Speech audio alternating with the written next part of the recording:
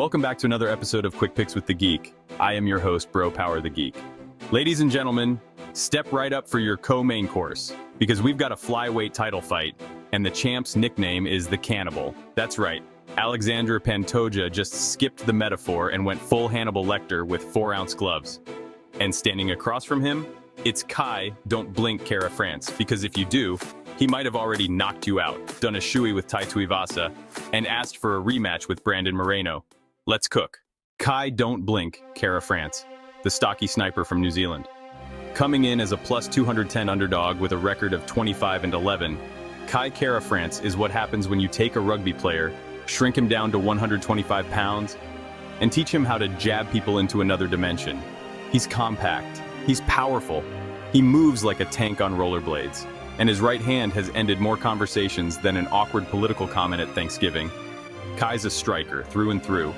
We're talking crisp jab, cannonball overhand right, nasty left hook, and body kicks that sound like someone slapping a frozen steak on a countertop. He doesn't just throw heat, he throws heat strategically. Feints, angles, setups. He's like a flyweight sniper who also just happens to bench 275. But let's not ignore the elephant in the cage. The man's had more injuries than a guy trying to backflip off a trampoline into a kiddie pool. He hasn't been very active lately, which means there's always that lurking question. Is ring rust real, or is it just fighter astrology? Defensively though, the guy's underrated. He's not a wrestler, but his takedown defense is stout, especially against guys who try to spam doubles like they're playing UFC 4 on rookie mode. He sprawls, he scrambles, and when you think you've got him, boom, he's back on his feet looking annoyed. But the mission here is clear. Keep it standing, keep it clean, and don't get eaten alive early. That's a big ask when your opponent's nickname sounds like a deleted scene from The Revenant. Alexandre the Cannibal Pantoja, the flyweight Leatherface. Here comes the champ, the man, the myth, the meat-eater. Alexandre Pantoja enters this fight at minus 270 with a 29-5 record, a 7-fight win streak, and the fighting style of someone who just got told the buffet closes in 5 minutes. Pantoja is pressure incarnate. He walks you down like a guy trying to return a broken air fryer to Walmart. He is not taking no for an answer. He doesn't always look polished, but he's relentless, swings with mean intentions, shoots takedowns with fury, and if he gets your back, game over. Collect your I Tried t-shirt at the door. 11 submission wins, 8 KOs, and 0 fear. His striking has gotten sharper, and his cardio, while not flawless, usually holds up just long enough to drown you in volume and jiu-jitsu nightmares. If Kai lets Pantoja back him into the fence, he's not getting hugged, he's getting consumed, like slow cooked with spices and a side of elbows. But, and this is where things get interesting, Pantoja has been known to slow down. Not dramatically, not always, but if you survive his storm and keep your lungs, you might just find yourself turning the tide. Think of it like weathering a hurricane, except the hurricane's bilingual and trying to take your back.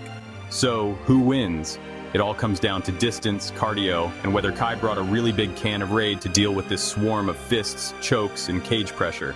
If Kai can keep the fight at range, jab the eyebrows off Pantoja, and circle like a madman, he has the cleaner striking and the better gas tank in rounds 4 and 5. But that first 10 minutes, it's going to feel like trying to play chess against a bear with boxing gloves. If Pantoja gets on the inside, if he drags Kai down or pins him to the cage like a bulletin board, things could unravel fast. Still, there's a real path here. Kai's striking defense is good, his counters are nasty, and Pantoja's hittable. Plus, it's MMA. We've seen crazier things than a Kiwi underdog boxing up a wildman champion. Official pick, Kai Kara France. I'm going with the upset here. Call me crazy, call me irresponsible, call me 5 minutes late for a shoey, but I think Kai survives the early surge, finds his rhythm, and turns this into a striking clinic late. Give me Kai Kara France via late round surge or decision, possibly after taking a round or two to escape being backpacked like a freshman on a Europe trip. If he keeps it standing, he can edge it out. Let's just hope no blinking happens in rounds 1 and 2. Or we might miss the part where Pantoja tries to take his spleen home. If you enjoyed this, go ahead and smash that like button.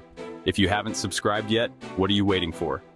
Hit that subscribe button and turn on notifications so you don't miss a beat when the next video drops. And don't be shy. Leave a comment below and let me know who you got winning this fight. Let's see who really has the crystal ball around here. Until next time.